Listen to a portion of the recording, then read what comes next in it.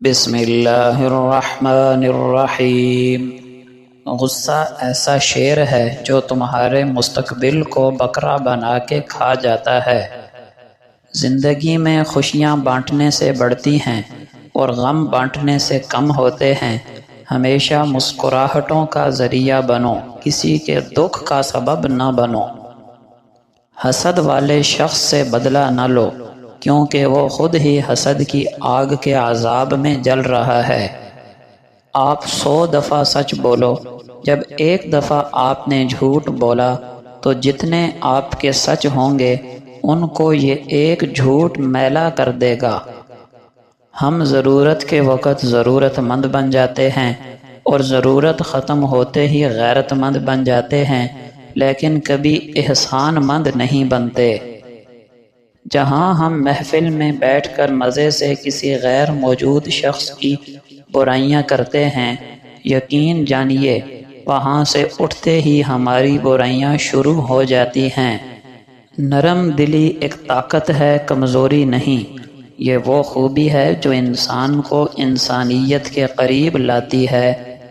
جو باتیں آپ کو زخمی کر رہی ہیں، سمجھ جائیں کہ وہ آپ کو سبق دے رہی ہیں کہ آپ یہ باتیں کسی سے نہ کریں۔ عمر سے زیادہ حالات انسان کو بوڑھا کر دیتے ہیں۔ انسان کو کام اور محنت سے اتنی تھکاوٹ نہیں ہوتی جتنا لوگوں کے رویے تھکا دیتے ہیں۔ اگر کسی کو تکلیف دے کر بھی اچھے سے سو لیتے ہو تو اپنے ضمیر کا جنازہ پڑھ لو، کیونکہ وہ مر چکا ہے۔ کسی کی خوشی میں صرف شریک نہ ہوں بلکہ اس کی خوشی کی وجہ بنیں، اور ہر کسی کے دکھ میں شریک ہوں لیکن اس کے دکھ کی وجہ نہ بنیں۔ خود کو ہمیشہ بہترین بنانے کی کوشش کرو، لیکن یہ خیال رکھو کہ تمہاری کامیابی دوسروں کو نیچا دکھانے سے نہیں بلکہ خود کو بہتر کرنے سے ملے گی۔ ہر کوئی مارنے کے لیے پتھر نہیں اٹھاتا، لوگ یہ کام لہجوں سے بھی کر لیتے ہیں۔ عقل کی کروڑوں دلیلیں اللہ سے ایک گناہ بھی معاف نہیں کرا سکتی، لیکن ندامت کا ایک آنسو ممکن ہے زندگی بھر کے گناہ معاف کرا دے۔ اگر آپ اپنے وقت کا صحیح استعمال نہیں کرتے تو یہ مت سوچیں کہ آپ وقت کو ضائع کر رہے ہیں، دراصل وقت آپ کو ضائع کر رہا ہے۔ کچھ لوگ پہاڑ جتنی نیکی کرتے ہیں اور کنکر جتنا اجر نہیں کما پاتے، اور کچھ لوگ کنکر جتنی نیکی کرتے ہیں پہاڑ جتنا اجر کما لیتے ہیں۔ نیتوں کا فرق اجر بدل دیتا ہے۔ ہو سکتا ہے جسے آپ نے حقارت سے دیکھا ہے، اللہ اسے محبت سے اور فرشتے رشک سے دیکھتے ہوں۔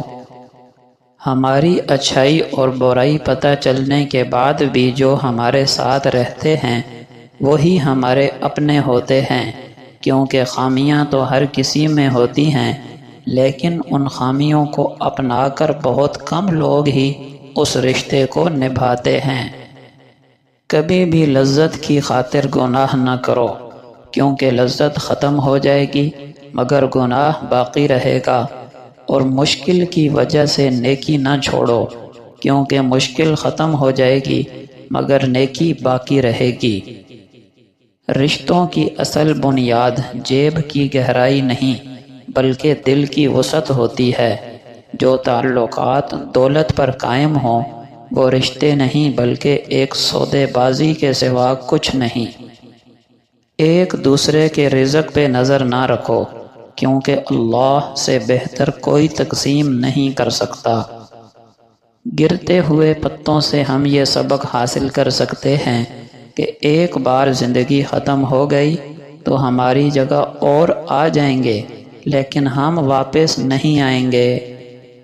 انسان کی فطرت پر لہجے کا بہت اثر ہوتا ہے۔ اگر اچھی بات بھی سخت لہجے میں کہی جائے تو بری لگ جاتی ہے، اور کبھی کبھی بری بات بھی نرم لہجے میں کہی جائے تو بری نہیں لگتی۔ ایک جھوٹی دعا یہ بھی ہے کہ کئی گھنٹے کے میوزک، ناچ گانا، بے پردگی، بےہودگی، بے حیائی کے بعد کہتے ہیں اب وقت نکاح ہے، دعا کرو اللہ برکت ڈالے۔ نعمتیں آزمائش ہوتی ہیں، نہ ان کا ملنا آپ کی اچھائی کی دلیل ہے، نہ ان کا چھن جانا آپ کا گنہگار ہونا ظاہر کرتا ہے، یہ تو بس صبر اور شکر کے امتحان ہیں۔ انسان کی بربادی کا وقت تب شروع ہوتا ہے جب اس کے والدین اس کے غصے اور بدتمیزی کے خوف سے اپنی ضروریات بتانا اور نصیحت کرنا چھوڑ دیتے ہیں۔ غلطیاں بھی ہوں گی، غلط بھی سمجھا جائے گا، یہ زندگی ہے جناب، تعریفیں بھی ہوں گی اور ذلیل بھی کیا جائے گا۔ صرف دو لوگ آپ کو سمجھ سکتے ہیں، ایک وہ جو آپ جیسے حالات سے گزرا ہو، دوسرا وہ جسے آپ سے سچی محبت ہو۔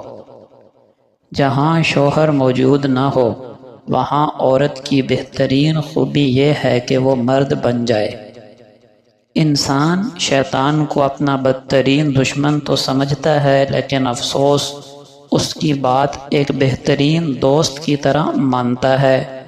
جس گھر میں بڑوں سے مشورہ نہیں لیا جاتا وہاں بعد میں وکیلوں سے مشورے لیے جاتے ہیں۔ جھوٹ وہ خطرناک بیماری ہے جو عزت کو کھا جاتی ہے۔ اگر زندگی میں سکون چاہتے ہو تو ضد، غصہ اور خواہش کی پرستش چھوڑ دو۔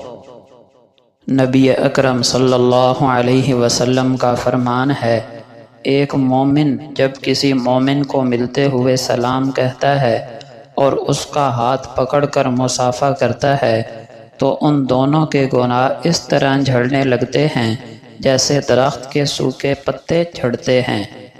آپ صلی اللہ علیہ وسلم نے فرمایا، جب بھی دو مسلمان ملتے ہیں اور ایک دوسرے سے مصافحہ کرتے ہیں تو ان کے جدا ہونے سے پہلے انہیں بخش دیا جاتا ہے۔ رسول اللہ صلی اللہ علیہ وسلم نے فرمایا، راہ چلتے ہوئے ایک آدمی نے دیکھا کہ راستے میں ایک کانٹے دار ٹہنی پڑی ہوئی ہے۔ اس نے سوچا کہ اس سے کسی مسلمان کو تکلیف پہنچ سکتی ہے، لہٰذا میں اسے راستے سے ہٹا دیتا ہوں، تو اس نے راستے سے وہ ٹہنی اٹھا دی۔ اسی عمل کی وجہ سے اسے جنت میں داخل کر دیا گیا۔ نبی اکرم صلی اللہ علیہ وسلم کا فرمان ہے، جس بھی مسلمان کو بیماری کی یا کوئی اور تکلیف ہو تو اللہ تعالیٰ اس کے گناہ اس طرح گراتا یعنی ختم کرتا ہے جس طرح سوکھا درخت اپنے پتے گراتا ہے، لیکن شرط یہ ہے کہ اللہ کی تقدیر پر راضی رہے اور اس کی تکلیف پر صبر کرے۔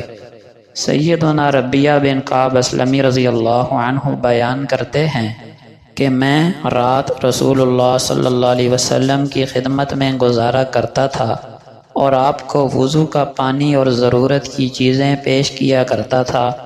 ایک رات نبی کریم صلی اللہ علیہ وسلم نے فرمایا، جو بھی مانگنا چاہتے ہو مانگو۔ میں نے عرض کیا، اے اللہ کے رسول، جنت میں آپ کا ساتھ چاہتا ہوں۔ آپ صلی اللہ علیہ وسلم نے فرمایا، کیا اس کے علاوہ بھی کوئی خواہش ہے؟ میں نے عرض کی، نہیں، بس یہی خواہش ہے۔ تو آپ صلی اللہ علیہ وسلم نے فرمایا، پھر کثرت سجود سے میری مدد کرو، یعنی فرض نمازوں کی ادائیگی کے ساتھ ساتھ نوافل بھی خوب پڑھا کرو تاکہ تمہیں جنت میں میری رفاقت حاصل ہو سکے۔